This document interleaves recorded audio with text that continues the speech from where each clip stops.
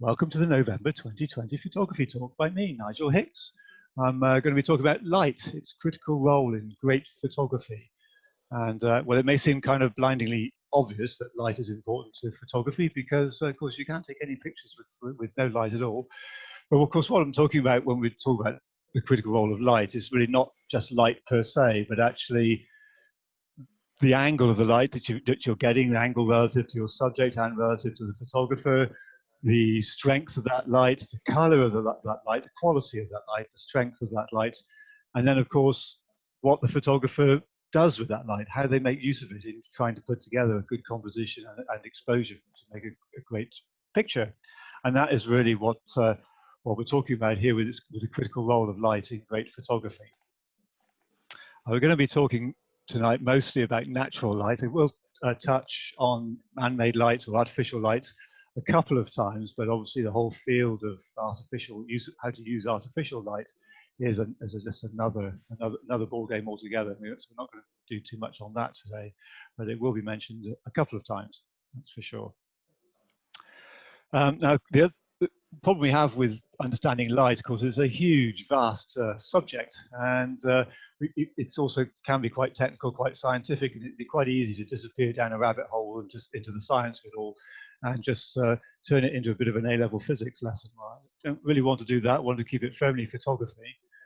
But on the other hand, a little bit of science is kind of quite useful in understanding how the light is working, why it does the certain things it does, and also in helping you to understand some of my explanations both this evening and also if you're out with me on a photography course at some time. So I'm going to show you a couple of slides that are rather scientific, but hopefully they will just set the scene, and we'll move on and look at some photography that will illustrate what's coming up. So if I move on, if the technology will allow me, there we go. Okay, right, here we have something that looks a little bit intimidating, but it's quite straightforward really.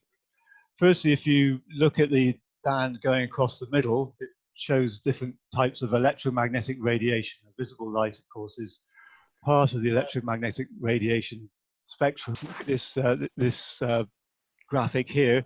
On the far left, you have energy, waves that are high energy, short wavelength, and that would be on the far left gamma rays. And on the far right, we have radio waves, which are low energy, long wavelength, low frequency. And then somewhere in the middle, just here, we have a tiny band, which is the visible light. If you put all the colors of visible light together, they come out as white. And on either side of it, we've got ultraviolet on the higher energy side and infrared on the lower energy side. Now, some animals can see into the infrared, into part of the infrared anyway, and so I suspect some can see into the ultraviolet as well, but we're rather limited to this rather narrower band between those two. And if you then come to the graphic at the bottom, this shows the various colors of visible light. With blue on the left, so high energy, which short wavelength, high frequency, and red on the far right, which is long wavelength, low frequency, low energy. And the wavelength of this is, for blue light, at the far end of blue light is 400 nanometers, and for red is around about 750 nanometers, a nanometer being a billionth of a meter. So, you know, pretty short waves, really. And so that's really the full spectrum of color, of light, which in combination together, of course, make white light, which is what we see in the middle of the day when the sun is at its highest. So we move on to the second image. Okay. Now there is another way of looking at colored light, and that is the color temperature scale. Now it doesn't, color temperature, the term is a little bit misleading because it doesn't reflect the temperature of the light we're looking at, what it is all about. It's from area of thermodynamics. It's the color that certain metals glow at when they're heated to certain temperatures, and those temperatures are measured on a scale called Kelvin. Which you see at the bottom here, it's each degree in Kelvin is the same size as Celsius. So it's a similar scale, but 0 Kelvin is minus 273 degrees Celsius, which is when hydrogen freezes. Hydrogen, of course, is the smallest atom. And so there's nothing else smaller or lighter than hydrogen. So when hydrogen is frozen, everything else is frozen too. So this is minus 273 degrees is where you're at basically when hell freezes over. So when you come up to 0 degrees Celsius, that's plus 273 Kelvin. Now we're talking when we come to color temperature of light, we're looking at several thousand Kelvin looking along the bottom, and you can see that red light has a low energy, so 2000 Kelvin, whereas blue light has a very high color temperature, 16,000 Kelvin, so that's high energy. And on this scale here, they've marked a number of things that are in common use in life. A candle flame has a color temperature of about 2000 Kelvin. Torch maybe 2,500 Kelvin. That's with standard sort of AA batteries, not LED batteries. And this graphic is fairly old actually. Tungsten bulb at 2,800 Kelvin. A lot of the sort of energy efficient bulbs we have now, which are called rather optimistically called warm daylight, are around about the same sort of thing, 2,800, 3,000 Kelvin. And then sunrise sunset is 3,000 to 3,500 Kelvin thereabouts. The important one to remember is average noon daylight, where you've got allegedly an even mixture of all the colors, which is 5,500 Kelvin. So we're looking at something about here, which should be around about white light, which we have sort of in the middle of the day on a sunny day. An electronic flash, a flash gun on the camera has roughly the same color temperature. Now, if you're under a cloudy sky, that's a slightly higher color temperature, and then shade on a sunny day is a little bit higher again. And the reasons for that hopefully will become a little bit clearer later. And then a clear blue sky above us, if you're lucky enough to have one, will have a color temperature of 10,000 to 15,000 Kelvin. So that's all sort of just the way, sort of just increasing energy as you go from red to blue. Now, I have a little bit of a conflict here, so which is not quite easy to remember. It took me a long time to get my head around this. Although red is considered to be low energy, long wavelength, and low color temperature, whereas it is considered to be warm. We call that warm because we think of red as being very warm. Whereas blue light, which is high energy and high color temperature, we call cold. So it's a little bit contradictory to call something that is high energy and high color temperature cold, and something that is low energy and low color temperature is actually warm. So you kind of think of those things in reverse, but that's just one of those. So yes, kind of thing you just have to remember and just accept and go with it. But what we consider to be psychologically warm is actually a low energy kind of light. So that's sort of the basic physics really of where we are with natural light when we're out in the world, and which applies to us when we're trying to photograph things like sunsets, or whether it be sunset or the middle of the day. This is where we're the kind of thing that we might be thinking about in trying to control the light or work with the light that we've got. All right, let's move on and look at photography. Much more fun, much more interesting. Anyway, so I think we've seen this picture before, but I thought I'd start with a bit of tropical sunlight to actually cheer us up on a grey, cold, rainy autumn evening. This, as you can perhaps see by the length of the shadow of the palm tree here, is taken in the middle of the day. The sun is quite high. It's basically white daylight. It may actually be a little bit blue because there's an awful lot of blue there, blue sky. As you can see with the color on the trunk of the palm and the green leaves, it actually probably is quite evenly balanced as white light. But the sun is high, and you can tell that by the shadow. And the sun is coming in more or less behind it. It's probably coming in slightly over my left shoulder, but it's frontal lighting of the palm tree. And that's one thing I want you to remember is this frontal lighting.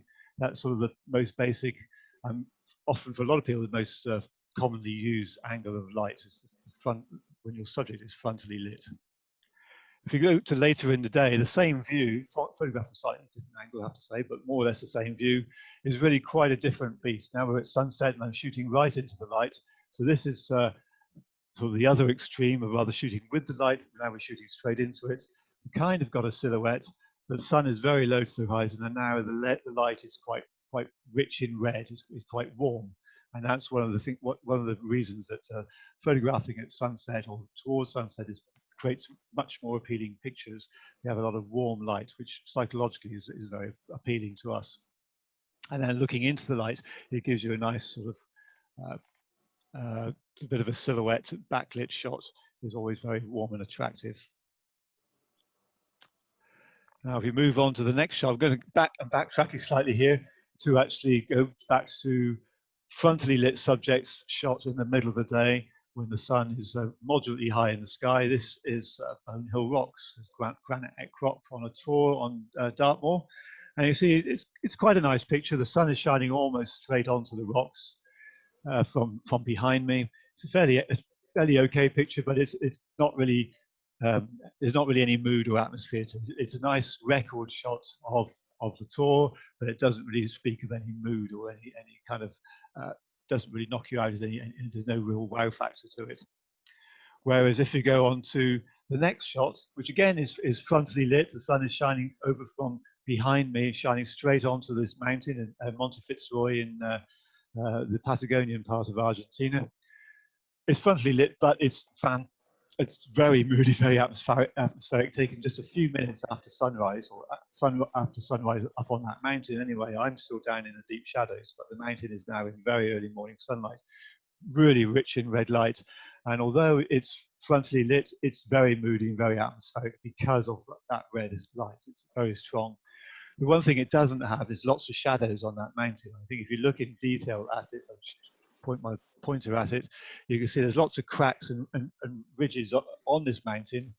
And if the sun was shining in at an angle to it, then these ridges and crevices would show up much more and give you a much greater sense of 3 dimensions. So this picture doesn't show the 3 dimensions of this mountain quite so well, but nevertheless, it is quite moody and atmospheric because of the color of the light, but not because of the angle of the light. So we move on again. And now we're coming on to side lighting. And here we have side light coming in from the right. This is early in the morning. Those of you who've been to Iceland or look at photographs in photography magazines or some advertising as well, you might recognize this as Mount Kirkjufells on the west coast of Iceland. And Waterfall is Kirkjufellsfoss.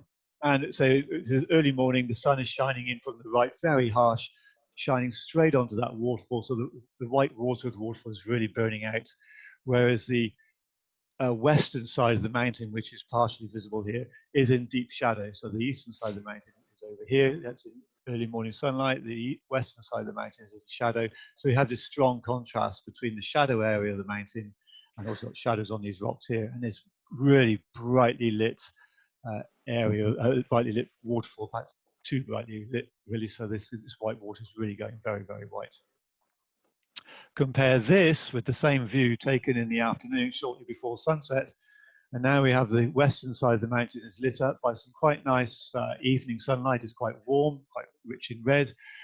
Whereas, of course, the waterfall is completely in shadow and it's gone very blue, and that's typical of material that's in shadow. If you cast your mind back to the color temperature scale just now, you've got areas that are in shadow on sunlight have quite a high color temperature, 7,500, which is quite a blue light. And I'll come on to describing why that is in a moment. So this image to me is a lot more atmospheric than the previous one. If I just backtrack slightly, so that shot is very alive, very sort of in your face.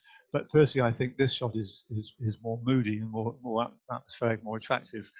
I think that in the morning shot, this waterfall is just too loud. It's just too burned out. Whereas this has a lot more mood and atmosphere to it. But it's very strong, very high contrast to it because we've got warm sunlight here, and then we've got deep shadow and blue light over here.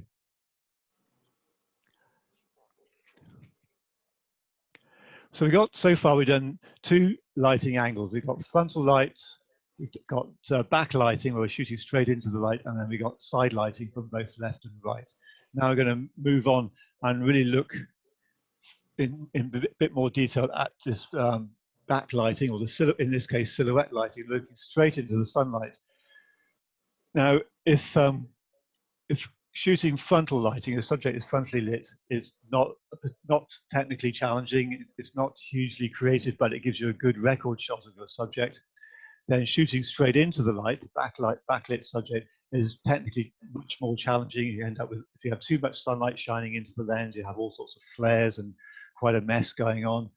And it's not such a great record shot because you don't see so much detail in the landscape or in whatever subject you're photographing. They will end up with just a strong silhouette. But it is a lot more creative and gives you a lot more mood and atmosphere. So you have sort of a good lighting angle from the point of view of creating a record shot versus lighting angles that are creative and moody and atmospheric. And just this first shot shows you a picture where the sun is very, very much in the frame, and it's early in the morning. And the sun, although the sun is still low in the sky, it's very bright and very strong. The air is clear and the sun is shining very strongly. And I've used this tree here. Obviously, I haven't moved the tree. I've moved myself to get in line with the tree to actually help filter that light, to actually enable me to shoot into the landscape without having so huge amounts of flare coming into the lens. And in so doing, I've got this tree here as a really strong silhouette, which works as a hook for the eye going into the frame. And then just looking at this silhouette going into the light, not a great shot in terms of actually telling a record shot of this heathland, but nevertheless, on the other hand, a very creative and very atmospheric image. So we move on to the next shot. That you never expected me to show you an industrial landscape, but this is a coal-fired power station in Hong Kong, taken at sunset. Very yellow, very strongly yellow, good silhouette against that sun. I wanted to use this picture to try to describe why it is that the sunset is so yellow, or the dusk often is so red. Yellow, or the sun is yellow, but the sky around it is orange. And that's because all the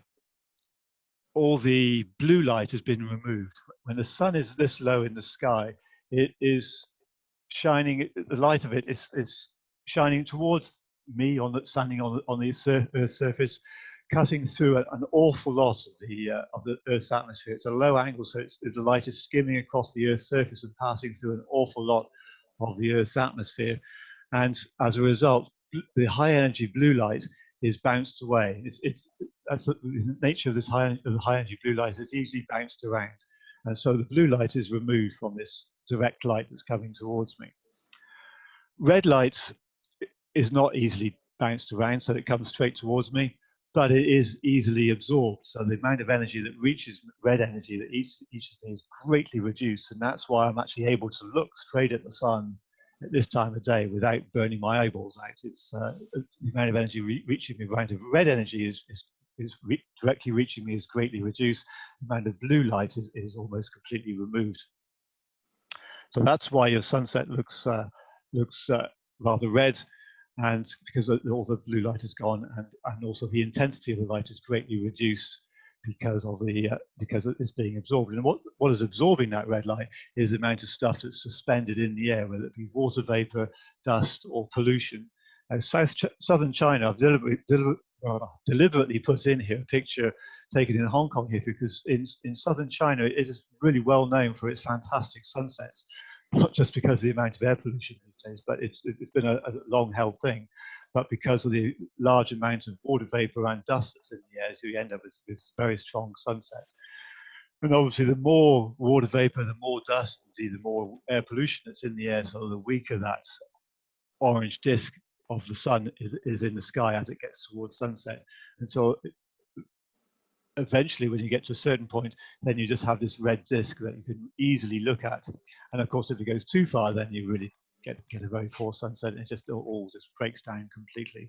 But it's somewhere in between having just too much and not having enough.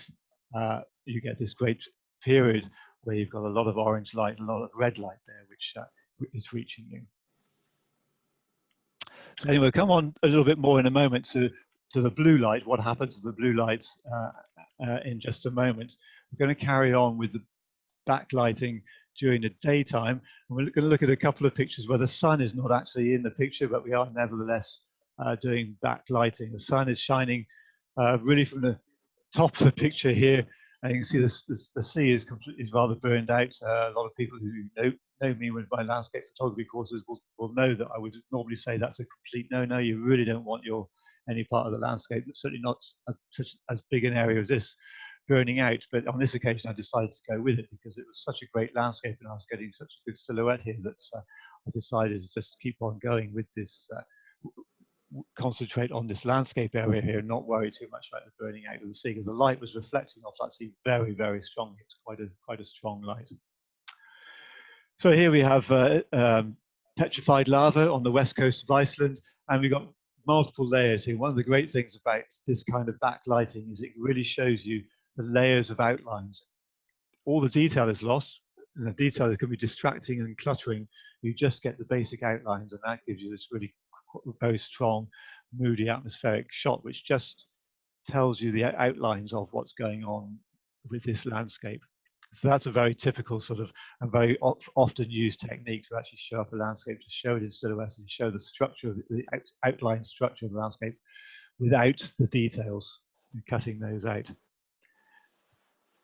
And another kind of shot is one where you're still backlit and the sun is reflecting off water. In this instance, fortunately not quite as strongly as in that previous picture, but the sunlight is shining through something that is translucent. And in this instance, the sails of these sailing oyster dredgers that still work on the estuary of the River Fowl in Cornwall. So you've got this really nice backlit picture. The boats themselves are silhouette, but the sails are lit up by the light shining through them. And this is another very commonly used technique. And other situations where you might be able to use this kind of technique is in the backlighting of flowers, when you've got the sunlight shining through the petals. That works really nicely. Photographing flowers in sunlight is often quite tricky because you end up with bright highlights on the petals and deep shadows on the inner parts of the flower. But if you can arrange yourself and get the flower in such a position the sun is shining through the petals in a backlit sort of way, then you can end up with really nice, nicely lit flower using the same principle as the light shining through these translucent sails. And we move on again, and now here we have the light reflecting off the wet sand on a beach. Again, this is something that I commonly show people. And wet sand with rivulet or ripples put across the sand by the water when the tide is in looks just fantastic at low tide. But you really need exactly the right sun angle. If I were to move myself around here to the other side of this piece of sand, you see the tongue of sand here surrounded by water. Actually, the water's rippled too because it's a very windy day. So that actually, in many ways, actually really complements quite nicely the ripples in the sand. But if I was to move around the other side and look at these ripples with the sun behind me, you'd hardly see these ripples at all. They would just sort of merge with the general area of sand. But coming around this side, the side I am now, looking at the sand, looking into the sun, then the sun really picks out every little wave, every little ripple, every little hole, every dimple and every hump. So you really see and feel the three-dimensional shape of this area of sand. And this is really gives you a very moody, very atmospheric kind of structural picture. So this you can use for surface texture is basically what we're looking at here. And you can use this not just on sand, you can also, of course, use it on rough concrete or rough brick or rough stone, rippled water even as well. So as we have a little bit here. And other sort of surface structures as well. The bark of a tree, for example, you can also have the light bouncing off that to really show you the texture of the tree. So that's another technique we can use with backlighting. Now, if we move on a little bit more to sunbeams, I know everybody loves a sunbeam and wants to try to photograph it, and it's not always that easy, and actually not always as commonly seen as you might like it to be. You'd often see it in this kind of situation, sun breaking through various gaps in the clouds, so you get these beams arching down or shooting down towards the landscape, and it always looks like it's on a really stormy day. Actually, it's not necessarily on stormy days. It can actually be on quite calm days. It's just that in order to actually show up the sunbeams rather well, you often have to underexpose the picture because often you've got, of course, a lot of grey sky, you've got grey landscape, a grey sea, and the camera's exposure meter, generally speaking, even the clever ones these days, will want to try to expose all that greyness for a neutral sort of tone. And the result of that will be that you overexpose the sunbeam itself, and so that just goes a pale, wishy-washy white, and it doesn't really look that great. That's especially so if you use the general metering on a camera, but if you use a spot metering and make sure the spot meter goes on the sunbeam, then you may well get a much more accurate exposure first time around. The problem there is you have to make sure that the spot meter is actually on that sunbeam, and so you're then restricting your composition. If you just stick with your evaluative meter and just underexpose, then you can line up the camera to get whatever composition you like.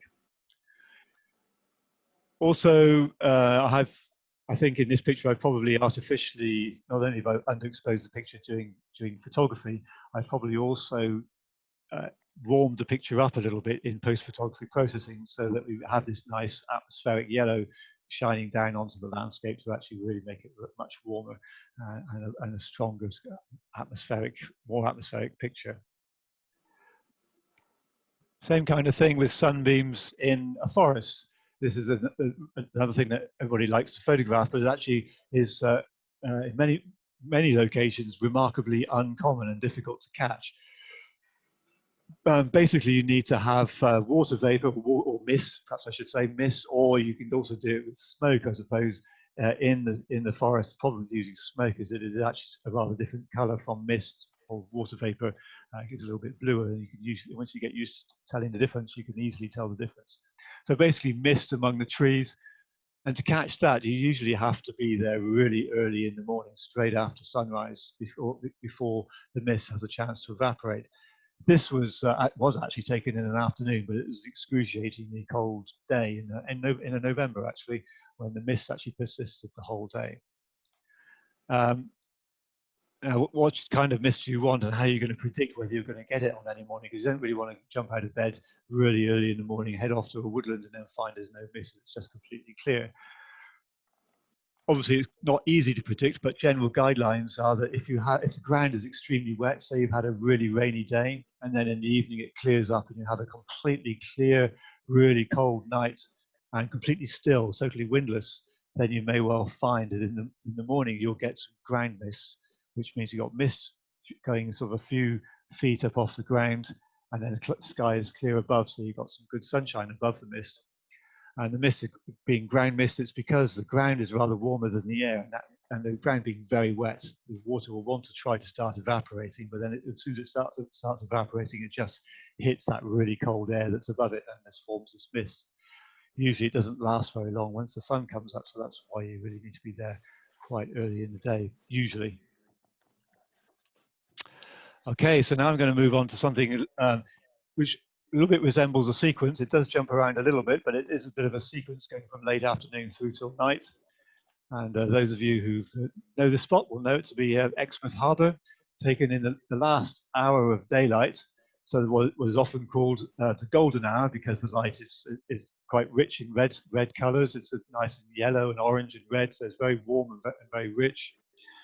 Also, in this particular shot, it's coming in from the left side, and you can see some strong shadows on the right-hand sides of these buildings.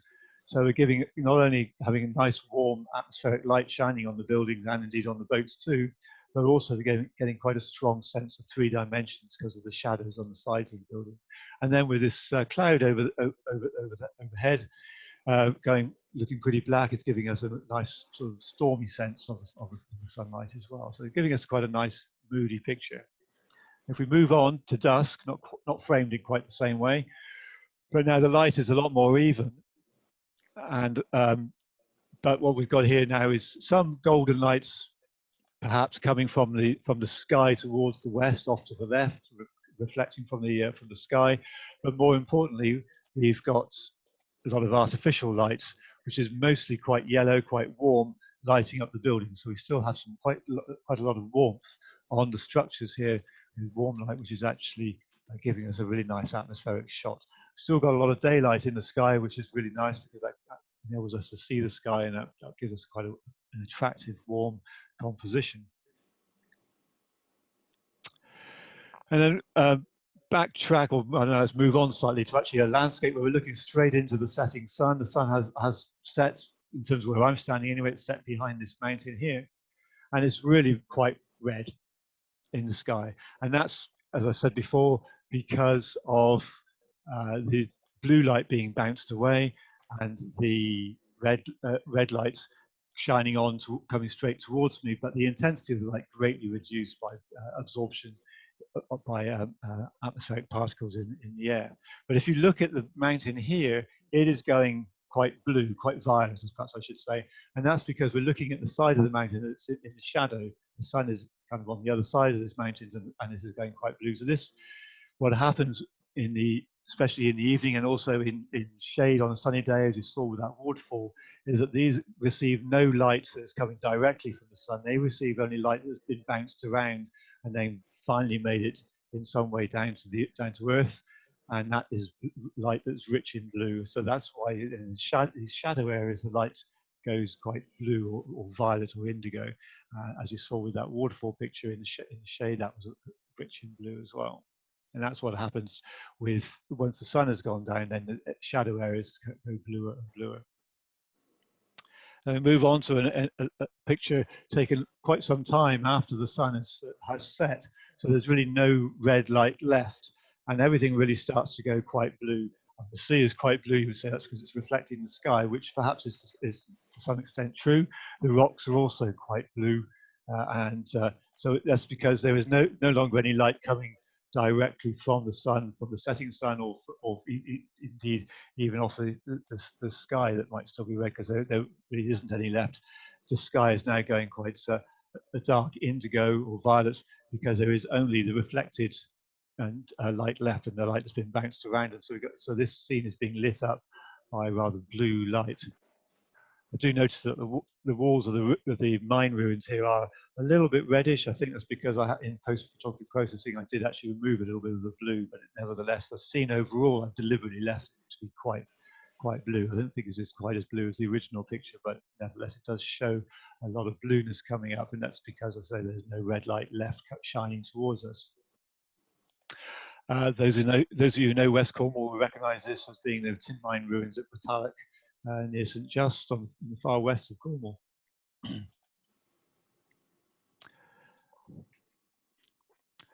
So then we move on a little bit further, and we come into complete nighttime. Generally speaking, I recommend people, when they're photographing an urban skyline, to actually photograph it when there's still some natural light in the sky, because that gives you a stronger sense and outline of the buildings.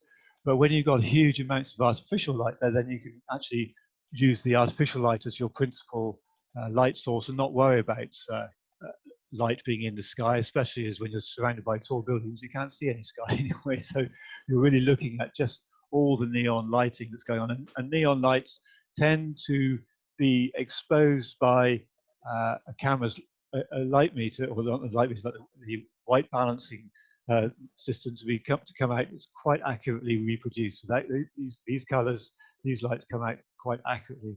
Down here where the people are, we're just in street lighting. It comes out really quite warm, quite reddish, because the street lighting is usually pretty red, pretty reddish. And we carry on and do a similar sort of shot.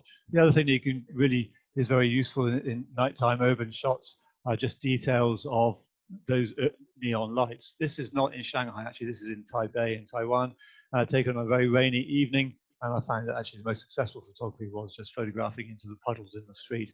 And we end up with these really rich red colors. And that's sort of one of the great uses of the artificial lighting that you can find after dark.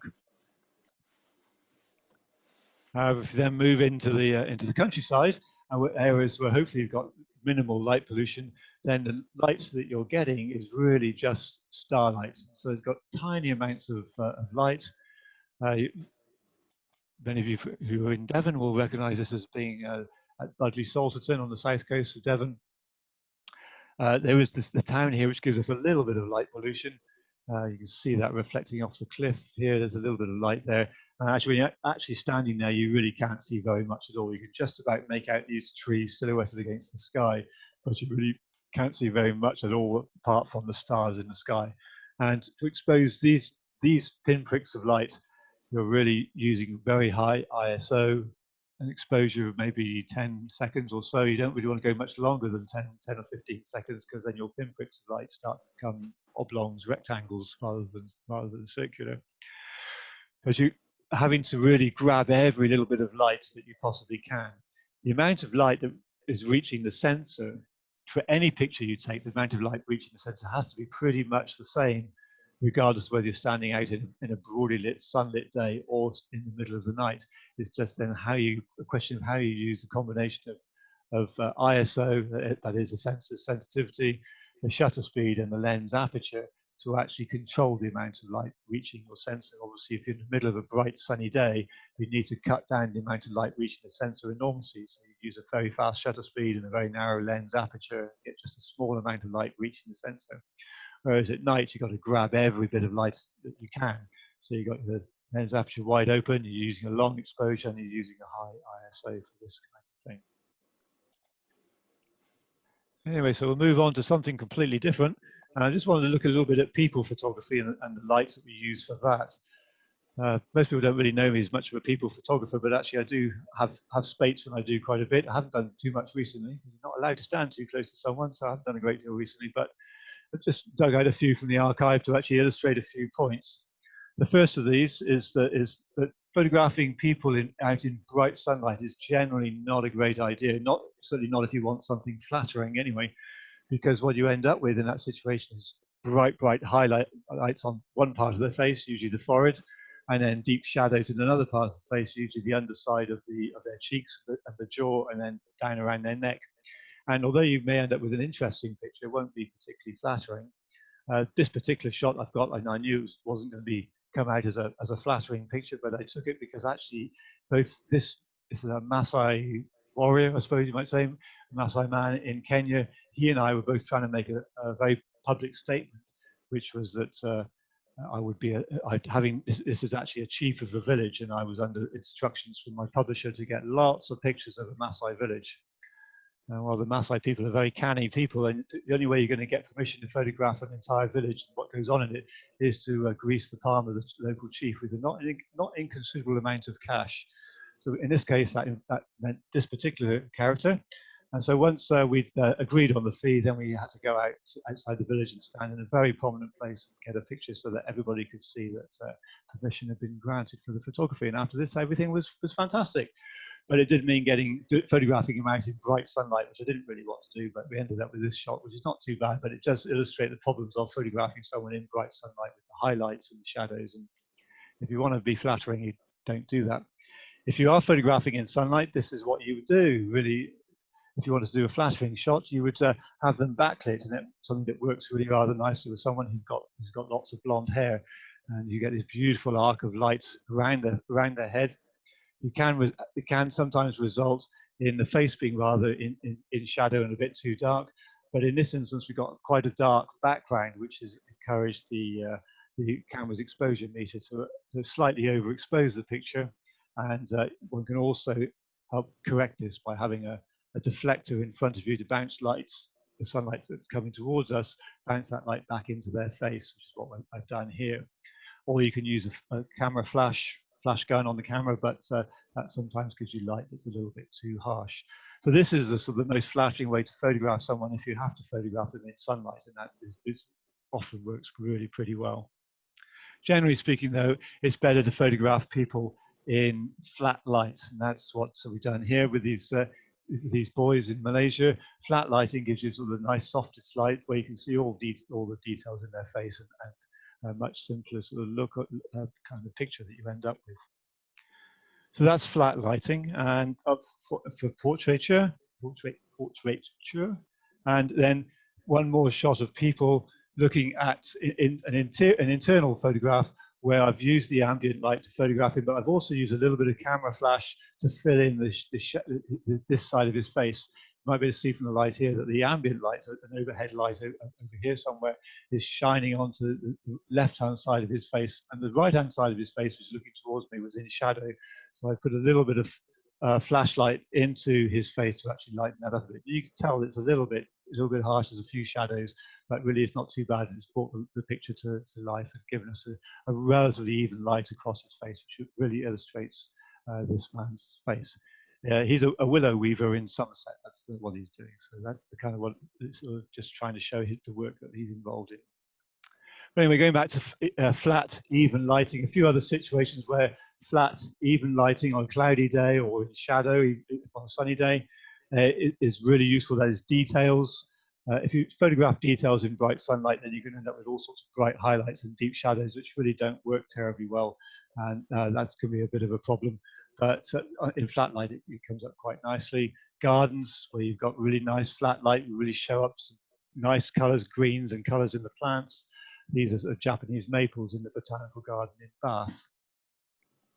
And then in forest, anybody who's come out with me photographing inside woodland, I will always tell you best to photograph in shadow or in flat light if you can, on a cloudy day or in somewhere that's in the shade. And so the lighting is fairly flat and even, so you don't get bright highlights and deep shadows in your woodland, which would really break up the pattern in the landscape that you're trying to photograph. This is tropical rainforest in Borneo, so taken on a very grey day. And then finally, waterfalls. As a lot of you will know, I always like to photograph waterfalls in flat light because it means the light is much softer on that water, doesn't burn out like the waterfall in Iceland, and you have a nice, smooth, even flow of that water coming over the waterfall. So that really is sort of a whistle-stop tour of the kinds of light and the nature of light that we would actually photograph with, and how light behaves in different situations and different circumstances.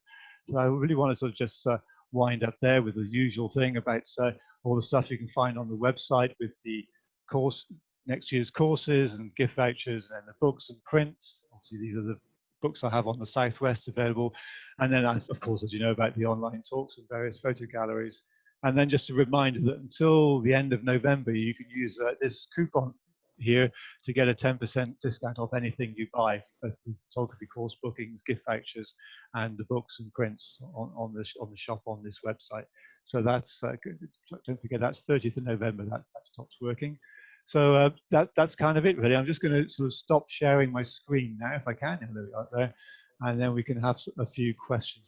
I've overrun slightly, so we are running out of time, but we've still got time for some questions and answers if you want to do that. So let me just stop sharing the screen, and you can all put your cameras and microphones on now if you want to.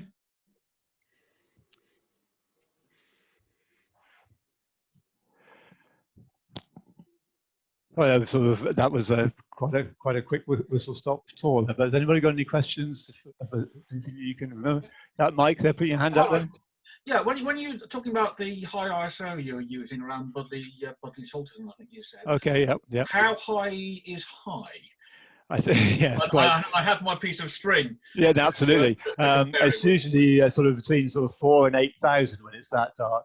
So quite high. So really, to make it work very well, you've got to be using one of the latest cameras which are quite good at handling ISO, and also have some post-photography processing software that was good at sort of reducing noise as well. So yeah. Yeah. So taking you back to last talk, do you do the same sort of thing with that view of the star trails around the mine shaft, around the mine? The star trails. Well, no, that's actually because that's a sort of a 30-minute exposure where you actually got the stars circling around the pole star. That's taken only 100 ISO with the lens still wide open, but it's a half-hour exposure, or you could expose it for an hour, even something like that. So that's a low ISO picture. So you don't have quite so much problem with noise, except for the fact that the sensor can get a bit hot, and so that can result in noise as well. But generally speaking, it's a much lower noise, much less grainy problem. Okay. Anybody else? Hi, Neil. Hi, Nigel. How much would you push color, temperature, and tint in post-processing? Yeah, that's a good question, because I obviously didn't want to talk too much about post-photography processing tonight. That's kind of another session, but yes, it does vary. Obviously, also one of the issues to bear in mind is if you're using auto white balance on your color on the color temperature setting on the camera, it's trying to determine where white is, and if you're shooting it under conditions where you're having got a sunset where the color temperature might be only 4,000, it will shift the whole color balance to the left, and it will decide that white is at sort of 4,000 Kelvin. So the picture will come out nothing like as red as what you were seeing.